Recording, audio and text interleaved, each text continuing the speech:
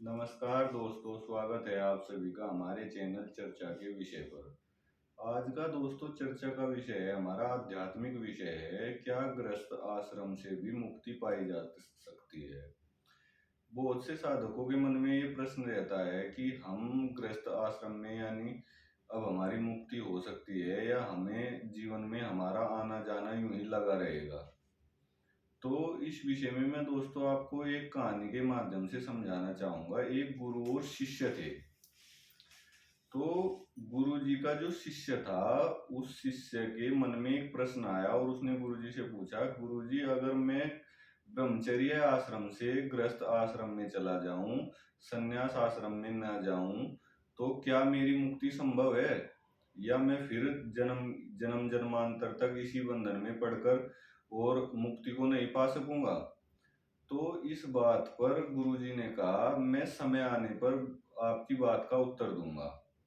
तो एक दिन गुरु और शिष्य चलते हुए एक नगर की ओर चले गए। उस नगर में राजा की लड़की का स्वयंवर चल रहा था और राजा की लड़की हाथ में वरमाला लेकर दूर दराज से आए हुए राजाओं को देखते हुए स्वयंवर का चक्कर लगा रही थी। जब उसने एक चक्कर लगाया और दूसरा चक्कर लगाने के बाद उसकी नजर दूर खड़े हुए एक फकीर साधु पर पड़ी, जो वहीं स्वयंवर के पास खड़ा हुआ था।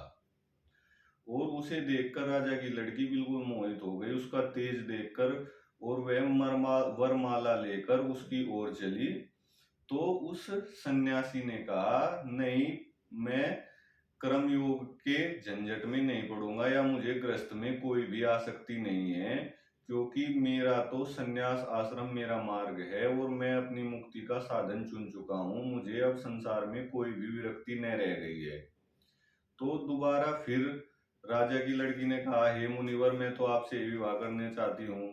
तो फिर उन सन्यासी ने कहा, नहीं, मैं संन्यास आश्रम में अपनी मुक्ति का साधन पाने के लिए प्रयत्न कर रहा हूँ और मुझे मुक्ति का ये रास्ता अपने प्रभु की प्राप्ति के लिए एक अच्छा साधन है और मैं इसे बदलूंगा नहीं और मैं अपने मार्ग पर बिल्कुल अड़िग हूँ।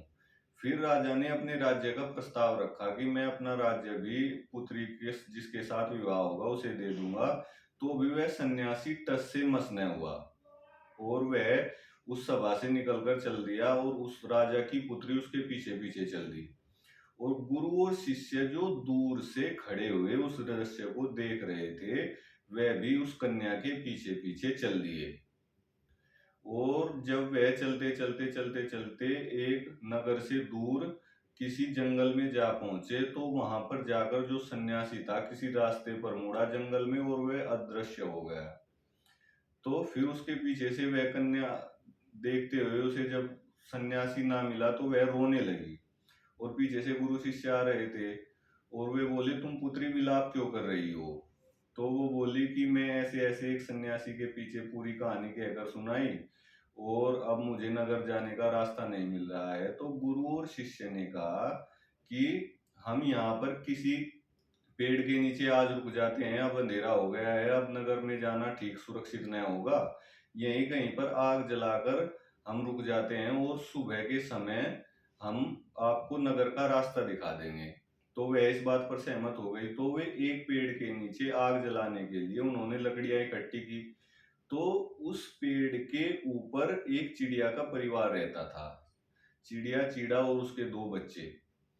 तो चिड़िया के जो परिवार का मुखिया था उसने सोचा कि ये मेरे बाहर अतिथि आए हुए हैं मेरे घर पर और मुझे इनकी समस्या का समाधान करना चाहिए। उन्हें आग जलाने के लिए, लकड़ी जलाने के लिए आग नहीं मिल रही थी। तो उसने क्या किया, वो दूर नगर में गया और उसने देखा एक आग का टुकड़ा उठाकर लाकर उस अग्नि में, उस लकड़ी में डाल दिया, तो वो आग जल गई। फिर उसने सोचा कि ये मेरे बाहर घर के में अतिथि आए हुए हैं और ये भूखे भी होंगे, मुझे इनके लिए कुछ प्रयत्न करना चाहिए। लेकिन वो चीड़ा था, वो प्रयत्न क्या, एक छोटा सा पक्षी क्या प्रयत्न करेगा। तो उसने क्या किया, अपने ही प्राणों की आहुति दे दी और वो आग में कूद गया। फिर उसकी पत्नी ने सोचा, मेरे पति ने अपना जीवन न्योछावर कर दिया, लेकिन हमारे अतिथि तो अब भी भूखे होंगे। उसने भी अपना जीवन निर्वाह कर दिया और वो भी आग में कूद गई। फिर उसके बाद जो दोनों बच्चे थे उन्होंने सोचा अतिथि तो अभी भी भूखे होंगे और हमारे माता पिता ने अपना सर्वस्व न्योछावर कर कर अपना जीवन बलिदान कर दिया, और अब भी अगर अतिथि भूखे ही रहे तो फिर ये जीवन किस काम का। तो वे भी जाकर आग में कूद गए। तो ये दृश्य देखने के बाद कोई ऐसा मनुष्य तो होगा नहीं कि अपना पेट भरेगा। वो देखते रहे और फिर सुबह हो गई, वहां से चले गए। तो जब गुरुजी ने कहा बेटा अब तुम्हारी समझ में कुछ आ गया होगा कि मैंने तुम्हें तुम्हारे प्रश्न का उत्तर देने के लिए ही इस कहानी का प्रयत्न किया था कि तुम समझ जाओ। तो उन्होंने बताया कि अगर तुम सन्यासी बनना चाहते हो तो सन्यासी उस सन्यासी की तरह हो जिसके सामने पूरे राज्य का प्रलोभन भी उसे उसके रास्ते से हटा ना सका, टस से मस न कर सका।